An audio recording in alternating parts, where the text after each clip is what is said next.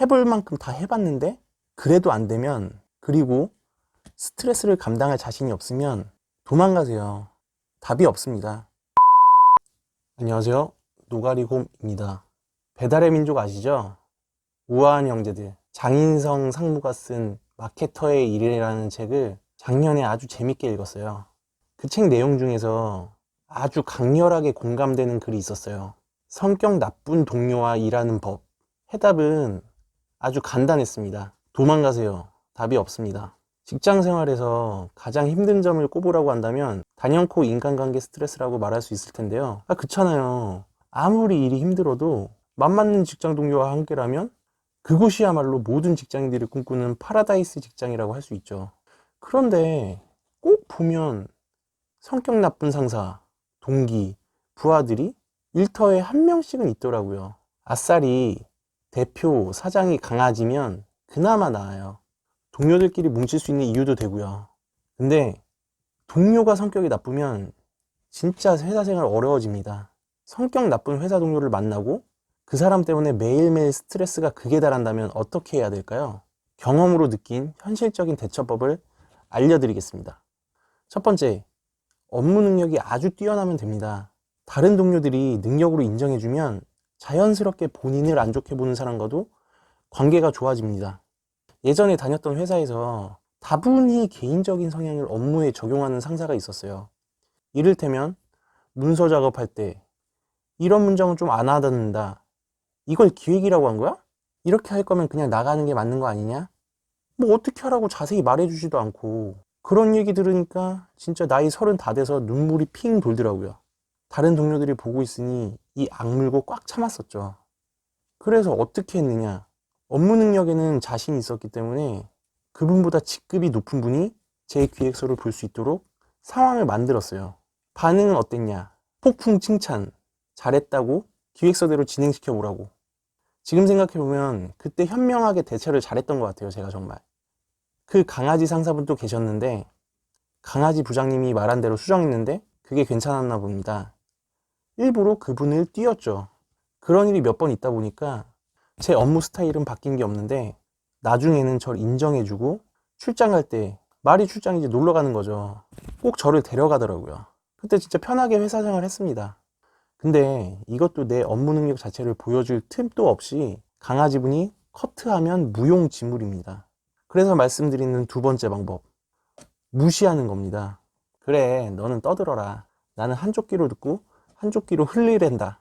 단 무시의 방법은 그 사람으로 인한 스트레스가 어느 정도는 참을 수 있을 때, 쉽게 말해서 자주가 아니라 간헐적으로 지랄할 때야 가능합니다.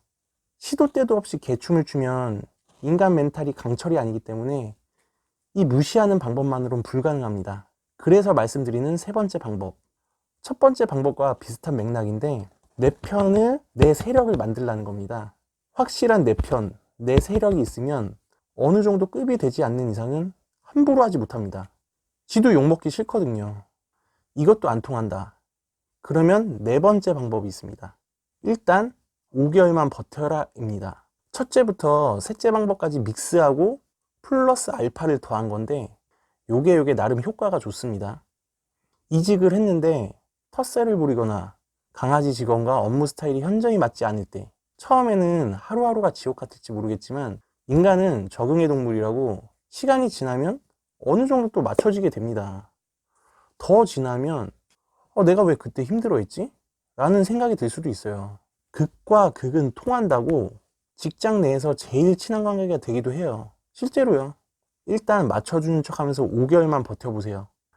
나랑 안 맞는 줄 알았던 그 동료가 나와 가장 친한 동료가 될 수도 있습니다. 마지막으로 알려드릴 5번째 필살기, 도망가세요. 답이 없습니다. 전 지금 회사 다니기 전에 한 회사에 이직을 했었어요. 근데 첫 출근하자마자 분위기가 쎄한 겁니다. 알고 보니까 제 밑으로 있던 대리들이 저보다 경력이 1, 2년 이상 높았던 거예요. 아니, 자기들보다 경력도 높은데 낮은 제가 윗상사로 왔으니 안 입고 왔겠죠. 그래도 어쩌겠습니까? 잘 추스려서 가려고 치켜 세우기도 하고 술도 사주고 밥도 사주고 했는데 안 바뀌더라고요. 업무 지시를 내려도 민기적 대충 버럭 해도 그때뿐이지. 자기들끼리 막 떠들다가 내가 쓱 하면 조용해져요. 결국 저는 어떻게 했냐면 윗상사한테 못하겠다고 하고 나왔습니다. 답이 안 나오더라고요. 물론 그만두는 이유가 업무가 내가 해왔던 업무와는 맞지 않는다라는 이유였죠. 동료들이 힘들게 해서 그만둔다는 말은 성격상 못하겠더라고요. 근데 웃긴 게 뭔지 아세요? 그만둔다고 하니까 대뜸 이러는 거예요. 혹시 땡땡땡 때문이냐고. 그 팀만 그만둔 사람이 한둘이 아니라고. 노가리곰이 잘 추스려서 갈 순 없냐고. 그 얘기 듣고 전 잘 결정했다 싶더라고요. 그 말인즉슨 회사 입장에서도 얘가 문제를 일으켜도 오래 다녔으니까, 오래 다니고 우리 가족이니까 내칠 순 없고, 그래도 계속 문제를 일으키니까 새로운 사람을 상사로 끌어와서 얘네들을 잘 케어해 주길 바랬던 거죠. 근데 이 상황에서 그 누가 와도 케어할 수는 없어요. 위에 말씀드렸던 1, 2, 3, 4번의 방법을 해볼 만큼 다 해봤는데 그래도 안 되면, 그리고 스트레스를 감당할 자신이 없으면 도망가세요. 답이 없습니다. 성격 나쁜 사람이랑 일하다 보면 자기 성격도 버리고 침울해지고 음침해지고 비관적으로 바뀌게 됩니다. 그냥 도망가세요. 그게 제일 빠른 방법일 수 있습니다. 저는 여러분들이 직장이든 가정이든 어디서든지 항상 행복하고 승리하는 삶이 되시길 진심으로 기원드리겠습니다. 이상 노가리곰이었습니다. 감사합니다.